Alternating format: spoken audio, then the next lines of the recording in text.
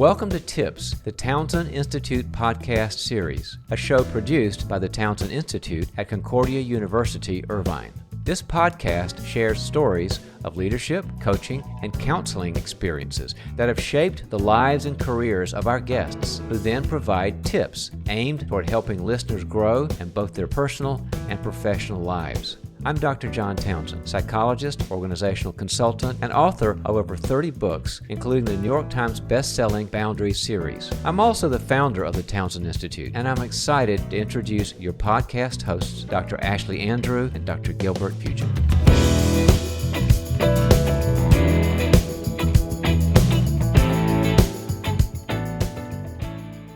Valentine's Day is upon us, everyone, and love is in the air, including here on the Tips podcast.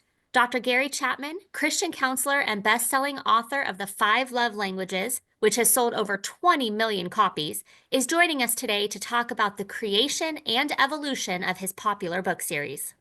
That's right, Ashlie. What was written over 30 years ago has grown into a key concept for helping all show love. Whether you're a spouse, parent, sibling, military family, counselor, and even a workplace supervisor, there's something for all of us to learn and love about today's episode. Let's get started.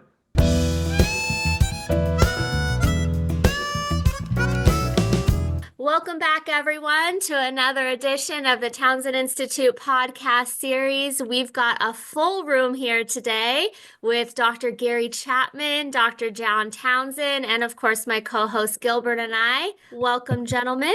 Great to see you here this morning. Glad to be here. We're excited to get the conversation going. You know, Dr. Chapman, we just want to first congratulate you on just so much success over the years. We know that you have authored a number of books. We're going to maybe start by focusing here on perhaps the most famous one, The 5 Love Languages. Crazy to think it was written back in 1992. Can you talk with us a little bit about what prompted you to write that book back then and just kind of the evolution you've seen over the past few decades with it? Well, it actually grew, the concept, out of my counseling. I'll never forget the first time years ago when it dawned on me that what makes one person feel loved does not make another person feel loved. I remember the couple came in, I'd never met them. They sat down and the wife started talking immediately. She said, before we start, let me just tell you a little bit about us. She said, we don't argue. We don't believe in arguing. We don't have any money problems. She said, I read an article that said money's the biggest problem in marriage, not for us. She went on with 2 or 3 more positive things. And I was beginning to think, did they come in here to tell me what a good marriage they have? But then she started crying. Mm-hmm. And she said, the problem is, I just don't feel any love coming from him. We're cordial, but we're like roommates living in the same house. He does his thing, I do my thing. There's nothing going on between us. And I just feel so empty inside. And I don't know how long I can go on like this. Well, I looked at her husband, and he said, I don't understand her. I do everything I can to show her that I love her. And she sits there and tells you what she's been telling me. She doesn't feel loved. He said, I don't know what else I could do. I said, what do you do to show your love to her? He said, well, I get home from work before she does, so I start the evening meal. Sometimes I have it ready when she gets home. If not, she helps me. After we eat, I wash the dishes every night. On Thursday night, I vacuum the floors. On Saturday, I wash the car, I mow the grass, I help her with the laundry, and he went on, and I was beginning to wonder, what does this woman do? It sounded to me like he was doing everything. And he said, I do all of that, and she says she doesn't feel loved. He said, I don't know what else I can do. I looked back at her, and she said, crying again, he's right. He's a hard-working man, but we don't ever talk. We haven't talked in 20 years. He's always mowing the grass, washing the dishes, vacuuming the floors. And I knew here was a sincere husband who was doing everything he knew to do to express love to his wife. and a wife who wasn't getting it emotionally. And after that, I heard similar stories over and over in my office. And I knew there had to be a pattern to what I was hearing, but I had no idea what it was. Until eventually I sat down and read several years of notes that I made while I was counseling and asked myself the question, when someone said, I feel like my spouse doesn't love me, what did they want? What were they complaining about? And their answers fell into 5 categories. And later I started calling them the 5 love languages and using it in my counseling. If you want her to feel love, you've got to learn how to express love in her language. And if you want him to feel love, you've got to learn to speak his language. And I would help couples try to, determine what their love language was, challenge them to go home and try it. And sometimes they'd come back the very next session and say, Gary, this is really helping. This is changing things. And then I started teaching it in small classes in my church. And the same thing would happen. It was probably 5 years later that I thought, if I could put this concept in a book, write it in the language of the common person, leave out psychological terms and theological terms that people wouldn't understand, maybe I could help a lot of people that I would never have time to see in my office. Of course, little did I know, as you said earlier, it's now gone all over the world. They tell me it's sold over 20 million copies, which is hard for me to believe. Wow. So, and then, of course, I've had a lot of spin-off books since then that kind of apply this in different contexts. But that's the story of the 5 love languages from my perspective. And people ask me, how do you explain that? And I say, well, from my perspective, the short answer is God. Yeah. And the long answer is God. I could not have made that happen if I wanted to make that happen. Yeah. So it's been a God thing. And Dr. Chapman, that's really interesting. So for 5 years, you were really refining this and seeing it play out in your churches and your counseling sessions. And now that you put these books out and you've done this, how have you seen the understanding and maybe even the application of 5 love languages evolve? Maybe in relationships or in the culture. How have you seen it change since 1992? Yeah. Well, the second book that came out of this in the series was The 5 Love Languages of Children, written to parents of children. And I co-authored that with Dr. Ross Campbell, who's in heaven now, but he was a psychiatrist, Christian psychiatrist who had worked with children for 20 years. And people kept saying to me, Gary, does this apply to children? So I teamed up with him and we wrote The 5 Love Languages of Children. And I say to parents, the question is not, do you love your children? The question is, do your children feel loved? We love our children by nature. And that's just where the love language helps. And so then some parents said a few years later, we used that book with our children and it was really helpful, but now our child's a teenager and it doesn't seem to be working. Does their love language change?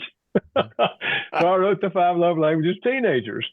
And I don't think the love language tends to change when you become teenagers, but you have to use new dialects because what you've been doing, they consider childish. But, you can say to them when they're little, you sweet little thing, I just love you to death. You say that to a teenager, they're going to push you away. And, when they were 8 years old or 9 and playing ball, you could go out there and hug them on the field. You try that when they're teenagers, they're going to, oh, Mama, get out of here.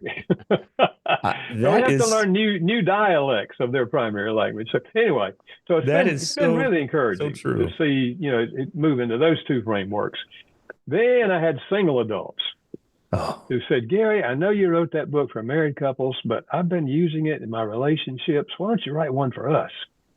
So in that one, the singles edition, I apply the concept to their relationship with their parents, their siblings, their college roommates, their work associates, their dating partners, and all their relationships. And that's been very encouraging to see how it's helped so many singles learn how to build, meaningful relationships. And then, of course, I won't take time for all of them, but, there's the military edition in which we talk about how do you speak among other things we talk about, how do you speak these languages when you're deployed? And I got practical ideas from military couples who had read the original book and were applying it. For example, You would think that physical touch would be impossible half a world away. Yeah. But one lady said, I knew his language is physical touch. So I put my hand on a sheet of paper and traced my hand and mailed it to him with a note that said, put your hand on my hand. I want to hold your hand. Later, he told me, Gary, every time I put my hand on that paper, I felt her. So anyway, that's making it practical for military couples. And then I've teamed up with with co-authors to write books on the love languages in other fields. For example, Ron Deal and I wrote a book applying this to blended families. Oh. Because that's very different families. You well know they're not step parents are not connected yet. And then I wrote one with a lady who had 2 adopted children and has worked in that field for many years. And we wrote one on how it applies to adopted children. Wrote one with a lady who lost 2 babies, and we wrote one on how this can help a couple when they lose a baby to death, whether it's stillbirth or whether it's a young child. And then wrote one with a medical doctor on how the love language can help the caregiver of a dementia patient. This medical doctor his wife had dementia, and he worked through all of that. He was the head of the oncology department. He resigned and went back to the university and got a master's in counseling, came back and started the memory counseling program at the hospital. And so we've had great response to that book. And just to throw this out, it's not that the dementia patient keeps the same language, because with different parts of the brain are being affected. Sure. But the love languages give you 5 ways to dip into their emotions, because we know the emotional center of the brain is alive right on up close to the end. And so you just try different ones, but when you hit the right one, you'll get a response. Mm-hmm. He said about his wife, he said, when she was healthy, physical touch was number 5. It didn't mean much to her. Mm. But near the end, when she could no longer talk and was not cognitive, to respond, I'd give her an ice cream cone, and she'd say, ooh, ooh, ooh. He said, I could live on that for 3 weeks. Oh. And my wife had a brother who was professor at Appalachian State University here in North Carolina, and he came down with dementia, and he was near the end of the journey. Mm. She went up to see him. He was at a stage where he could not talk. He would sit and look at you if you were right in front of him. But if you moved to the left or the right, he wouldn't follow you. He would just still look straight ahead. So she sang a couple of old songs she thought he might know. No response. Then she sang, Jesus loves me, this I know, for the Bible tells me so. Tears came to his eyes, and he reached out and touched her hand. And she knew she had touched him emotionally. And that was her last memory. He died 3 weeks later. So that book is really helpful for dementia, patient caregivers primarily. Anyway, those are some of the ways the book has emerged into the culture. And then what really surprised me is all of the translated into other cultures, because my background undergrad was cultural anthropology, studying cultures all over the world. And I later did a master's degree in that. And I was very sensitive to cultural differences.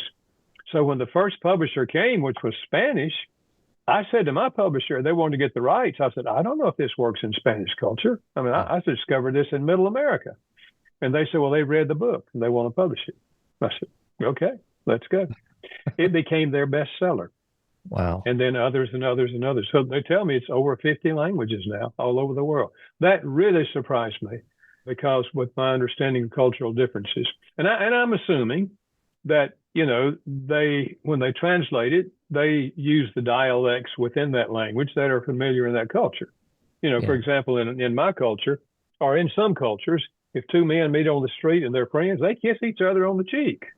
Physical touch. We don't do that. Might give you a high five. But so they probably, use different dialects that fit into the culture. But now I'm pretty much convinced that the 5 languages are pretty fundamental to human nature. Sure. Because let's face it, we have more in common with people who speak different languages than we have differences.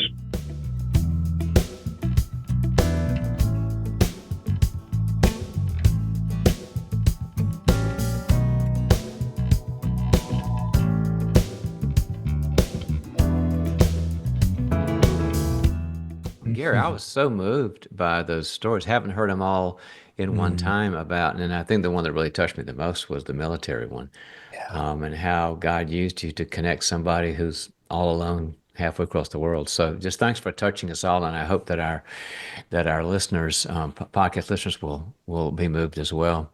The other was. I was thinking about how what a great contribution the model is, because sometimes people need something, but they have no idea what they need. They don't know. Well, they go to a doctor. They don't know if they need a supplement of iron or if they need more potassium or whatever. And you gave them a language to quickly know this is what I need. And when it gets mentioned, because they get educated or somebody tells them or explains it, they have this resonance. We have a model at the Institute that's very similar. We have this, I was thinking about this, so much interaction between our model of relational nutrients we give each other, of how we give each other acceptance or sometimes truth or sometimes wisdom, and how once a person goes, oh, that's the one I'm not getting and I need, there's this resonance. So I would love for one of our doctoral students to study the interaction between what you've done and our model, because how do they know if somebody doesn't tell them? So just really thank you for just educating people. Yeah. Well, I think for one thing, it's a simple concept to understand. Mm-hmm. And the other issue is that it deals with what almost everyone agrees, that one of our deepest emotional needs is the need to feel loved by the significant people in our lives. And so I think what it does, it gives people information on how to effectively communicate love to the other person. And that's why I think when people read it and the lights come on and then they start speaking the right language and they begin to feel love, they want their brother and his wife to read it, their sister and her husband to read it. It's kind of go word of mouth, but I think it's because it's addressing that deep, deep need that we all have. Mm-hmm. Well, I can tell you, I was first introduced to your book and the whole kind of concept when I was an 18-year-old freshman in college, and it was an assignment as part of an interpersonal communication class. And I just remember it being very eye-opening to me then, and then obviously went on to study a little bit more about it as the years went on. But, I know there's obviously the books and the assessments online that help you kind of dig into it. What is another step aside from that to help identify someone's love language? If they haven't taken the assessment yet or something like that, what are some kind of clues you can get to trying to understand someone's need for love? Yeah. Well, I think there's three informal ways that you can pretty much discover your own love language or another person's love language. One is to observe their behavior, by which I mean, how do they tend to express love to other people? And how do you most naturally express love to other people? If, for example, you're always giving people words of affirmation, that's a clue that that's probably what you want to receive. Not always true, but it's a clue. And so if you observe, for example, your wife or some close associate always giving people gifts, they're just giving people gifts. That's a clue that may well be their language. And incidentally, with children, you can discover their primary love language, I think, at least by 4 years old, by observing their behavior. For example, my son's love language is physical touch. When he was that age, I'd come home from work, he'd run to the door, grab my legs, and climb on me. He's touching me because he wants to be touched. Our daughter never did that. At that age, she would say, Daddy, come into my room. I want to show you something. She wanted quality time. So it's there very early, and the behavior is a real clue to children's love language. Secondly, is what do they request most often? Or what do you request most often? If you are saying to your spouse, honey, could we get some time together tonight to talk? You're asking for quality time. If they keep asking for, quality time, that's probably pretty good clues of what they want. What are they requesting? Our daughter, for example, during the teenage years, her most common request was, Dad, can we take a walk together after dinner? She's asking me for quality time. And then the third is, what do they complain about most often? The complaint reveals the love language. You go on a business trip and come home and your spouse says, "You didn't bring me anything?" They're telling you gifts is their language.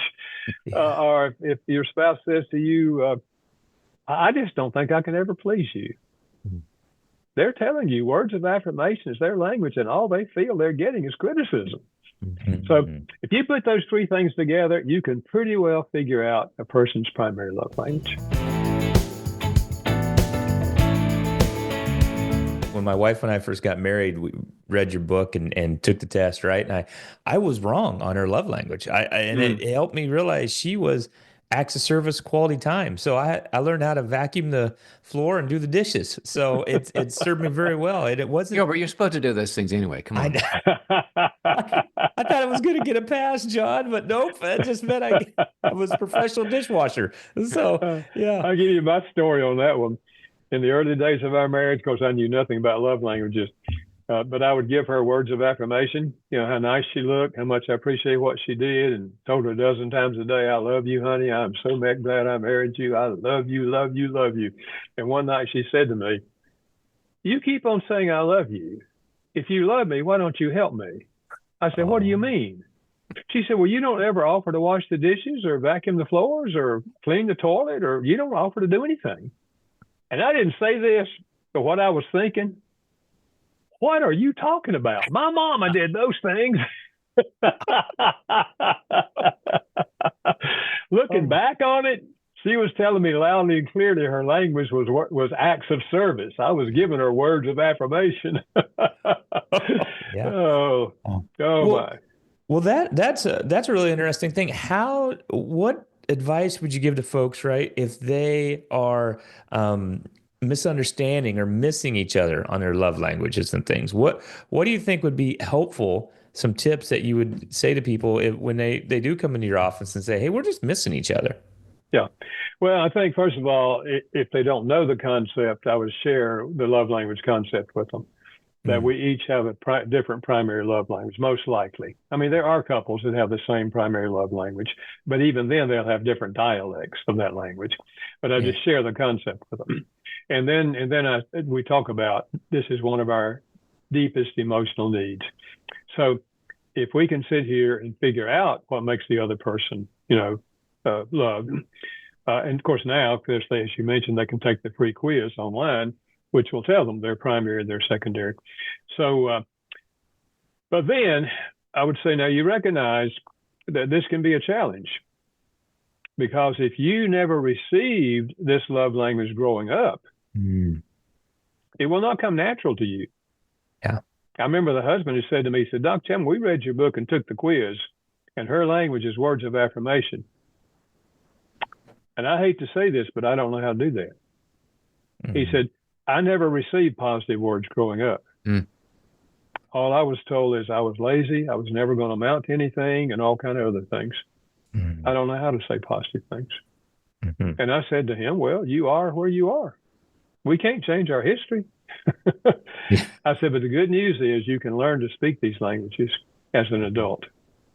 And I said, "For example, can you tell me 3 things your wife is good at?" And he thought a moment and said, "Well, she's a good cook, and she's a good school teacher, and she's a good mother." I wrote those words down, and out beside each of them, I wrote 2 or 3 sentences. And I said, "Now I want you to take this home, and this week, I want you to get in a room by yourself twice a day and read these sentences out loud, so you hear yourself saying these words. And when you come back next week, I hope you can say them to me without looking at your notes, okay?" He said, "Well, okay, I'll try." And so he came back and he said them to me. I said, "Okay, here's your assignment. The next 3 weeks, I want you to give her one of these each week. I don't care what order, I don't care what day of the week. But each week you give her one of these. Just walk in." I said, "If you want to the first time, you don't have to be looking. She didn't have to be looking at you. She can be looking the other way. You just say it behind her back." And he said, "Man, I hope I can do this." Well, he came back and he did it. And I said, "Well, how'd your wife respond?" He said, "Well, the 3rd week, she said, 'What is going on with you? I have never heard so many compliments. And I said, what'd you tell her? He said, I said, well, honey, we read that book and we took that quiz, and your language is words of affirmation. And I'm just trying to learn how to put my love into words for you. She said, oh, that's so sweet. So that's the good news, is that we can learn to speak these languages as an adult, even if we didn't get them as a child. The other person appreciates it, right? I mean, baby steps worked with that case. Yeah, absolutely. Absolutely. But, there are people who do not have a loving attitude. By nature, all of us have a selfish attitude. I'm in this for what I can get out of it. But a loving attitude is I'm in this to enrich your life. And this applies not only in marriage, it applies in every relationship. But we either lean toward having a loving attitude, and that is we want to enrich the lives of everybody we encounter. Or we have a selfish attitude of I'm going to interface with people if it's beneficial to me. Otherwise, I don't care about them. If you're married and you have a selfish attitude, you're in the marriage to get yourself happy. And that's why in our culture, individuals end up saying, you're not making me happy, and I haven't been happy for 5 years, and I'm out of here. Very selfish. I think a lot of this sums up to, and to go back to John's point about how it starts to model a little bit the character capacities and the model that our students learn in our programs, is all of this takes work, right? This doesn't all come naturally for a lot of people. You keep talking, Dr. Chapman, about sometimes having to learn the languages if it's something you didn't experience growing up. And Dr. Townsend, we talk about that with our students. For some of them coming in, and healthy attachment is something they didn't experience growing up. And so as an adult, they have to learn, what does that look like, right? And how do I interact in that? And so just the work that goes into it is so important.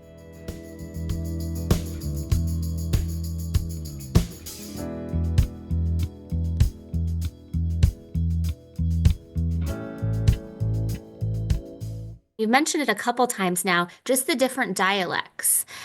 Speak into that a little bit more, because I know you're assuming both, even just within America, right? You mentioned how people show love on one coast might be different than another. And then, of course, when you bring in kind of a multinational perspective, can you speak in a little bit more to the diversity in the dialects? Yeah, I had a lady say to me, for example, not long ago, she said, my husband and I have the same primary love language. I said, wonderful. What is it? She said, acts of service. But, she said, the things I want him to do for me that make me feel loved are different from the things he wants me to do for him to make him feel loved. Same language, just different dialects. Washing dishes, vacuuming floors, that's one way. Those are acts of service. Walking the dog is an act of service. So if it's acts of service, there's all kind of things, multiple dialects to that language. And there's multiple dialects to all the languages. Physical touch, there's all kind of, you give high fives, handshakes, pats on the back, hugs, kisses, depending on the relationship. So that's what I mean by dialects. Incidentally, we've had that free quiz on there for ever since the book came out online to determine your primary language. But I've teamed up now with Les and Leslie Parrott, whom you all, I think, know well.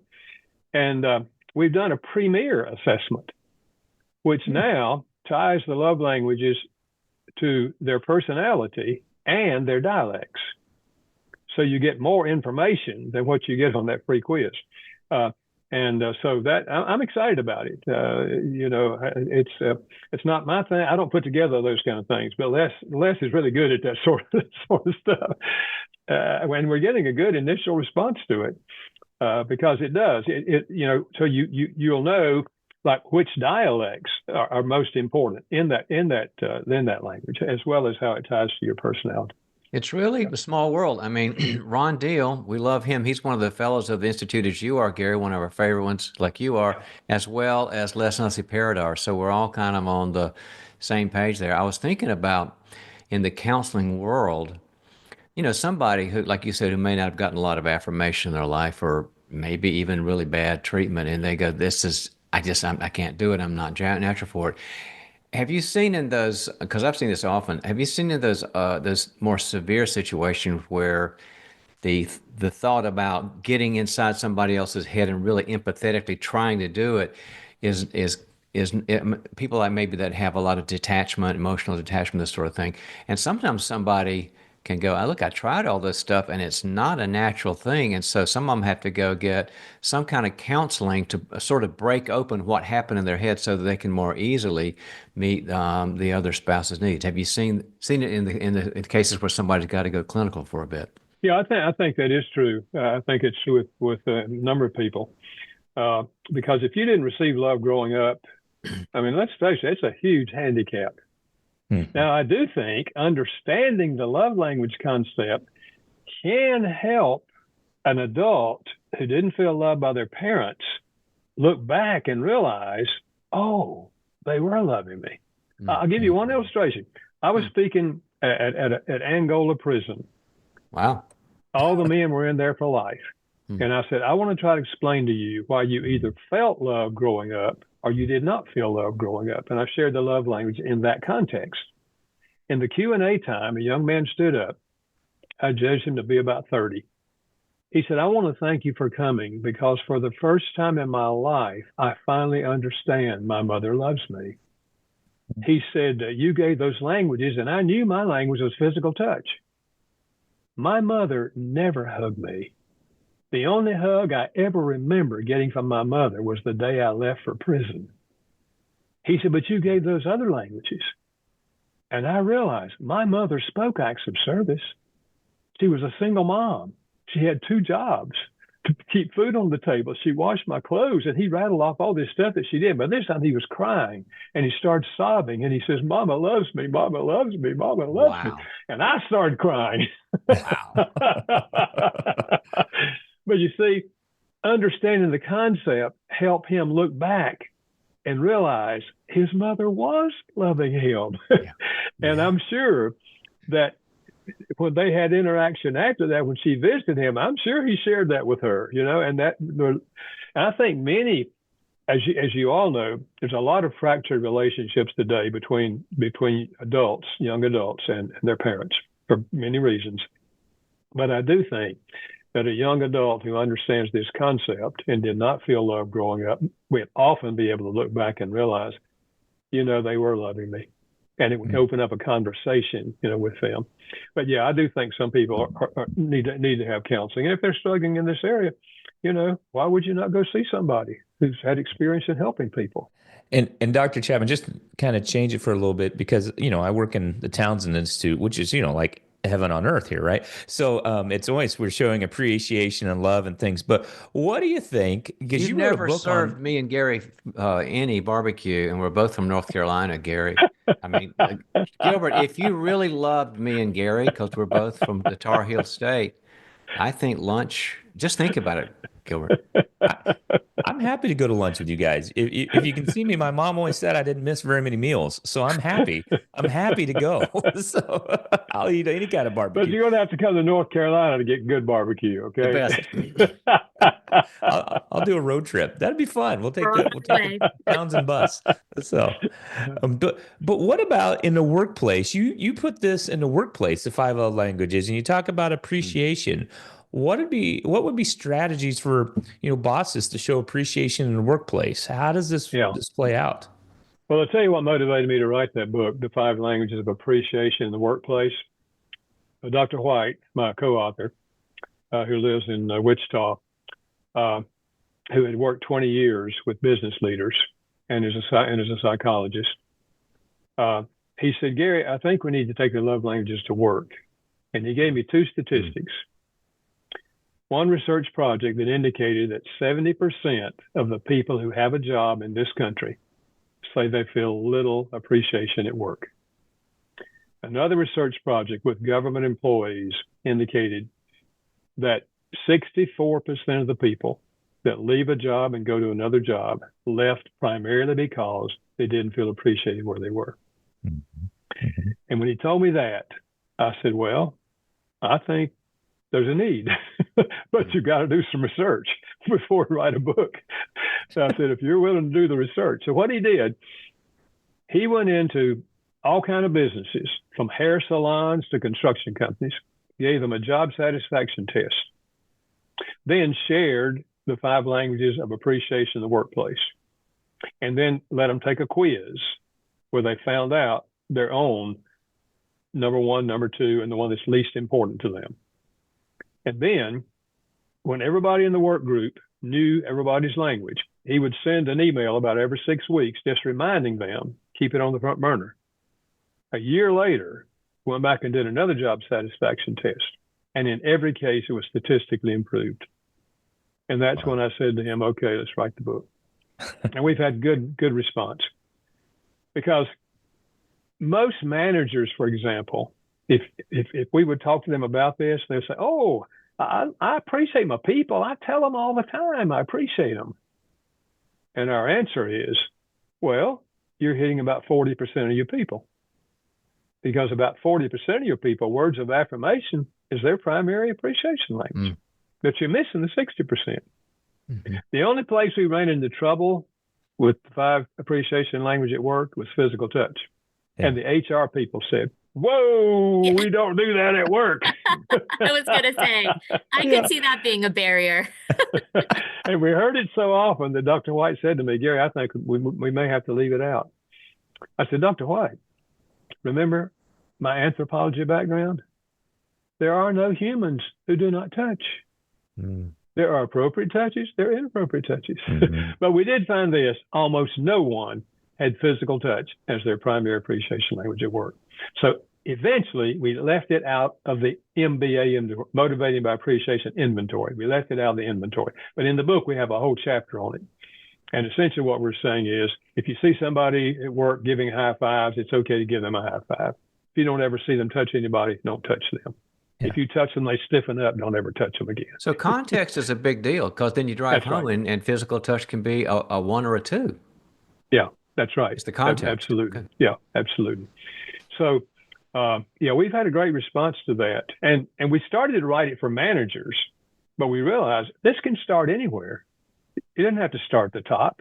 4 or 5 workers that work together, one of them can read the book and then take it to the other and say, hey, I've never thought about this, but let's talk to each other a little bit here. How much appreciation are we giving to each other, and then they take a quiz and everybody, and then it goes from them to the next group. So it can start anywhere in an organization.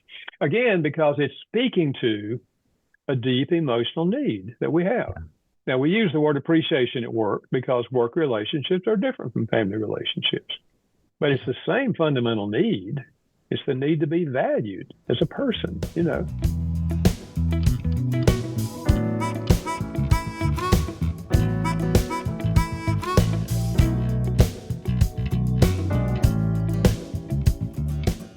One other thing that I think is so fascinating too about the 5 love languages, Dr. Chapman, is that it's stood the test of time in terms of media. Originally published in 1992, that of course was before the big internet boom and Zoom and text messaging. And I mean, you just name the gamut that's out there. This really hasn't changed the love languages, but perhaps just opened Pandora's box to the ways in which the messages can be communicated. Has there been much research, or have you heard many stories? You shared the military one about tracing the hand and mailing it, but how the internet and some of the synchronous communication has impacted how love is shared? Yeah, I think the internet has made it easier on the one hand. For example, when you're deployed, you can still do FaceTime. You can still go to the same website and watch a program and then, talk, about it on the phone. It's amazing what technology allows us to do that you couldn't do before all this happened. So a lot of pluses there. I think, however, on the negative side, it's also opened up Pandora's box when it comes to things like pornography, which it's so easy now because anywhere you can find it, and that's detrimental to any marriage. We know that.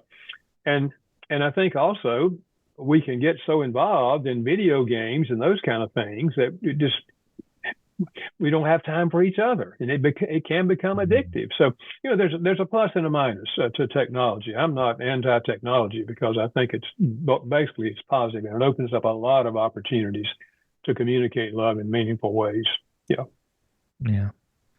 Well, Dr. Chapman, this has been wonderful. I mean, to go through and look at the different areas and impacts that the 5 love languages have had on work life, on marriages, military, dementia, all these things. You've talked about so many things. For our listeners today, we end every episode with a tip. What is a takeaway tip? What do you think you'd want the listeners to walk away with today, your tip for them? And are we dropping this on Valentine's Day, Gilbert? I think actually it's pretty close, right? That's our goal. Well, we've got the Dr. right. Love. What's his tip? Right around that time. Dr. Love. I like. Well, of course, it's interesting that we do have a day in our culture where we dedicate it to love. And I would say the greatest tip is make the most of the holiday by, if you've never read the book, read the book and really get the understanding of what we're talking about. Or if you've got it now from what we're saying, that's fine. Or take the free quiz online and learn each other's language and then sit down and talk about it. And one of the things you could say easily is, on a scale of 0 to 10, how much love do you feel coming from me? Huh. And if they say anything less than 10, you say, well, what could I do that would be meaningful to you to express my love to you? And so that's just an immediate thing that you can do on any given day. That's great. And I think if you do that once, chances are you might do that every month or so. You just say, hey, on a scale of 0 to 10, how much love do you feel? Or sometimes I say, how full is your love tank? How full? I like that. Okay, listening audience, this is the launch. You're at month 1 of 12, and you got to get started now. There you go. And we'll make sure we include the link to the quiz and your book in our episode description so everyone has easy access to it. So, Good. Well, thank you, Dr. Chapman, again for your time. We appreciate it so much. We just love that you've been here with us. Dr. Love, Well, thank you so much. I enjoyed being with you. And you all keep up the good work. We will. Thank you. Thank you. If you enjoy the Townsend Institute podcast series, head to our website at cui.edu/Townsend to find out more about the certificates, bachelor's, master's, and doctoral degrees offered through Concordia University, Irvine. With programs in mental health counseling, executive coaching and consulting, and organizational leadership, we have a variety of faith-based programs dedicated to helping you fulfill your academic and professional goals, all the while furthering your competence, character, and connection. Again, that's cui.edu/Townsend.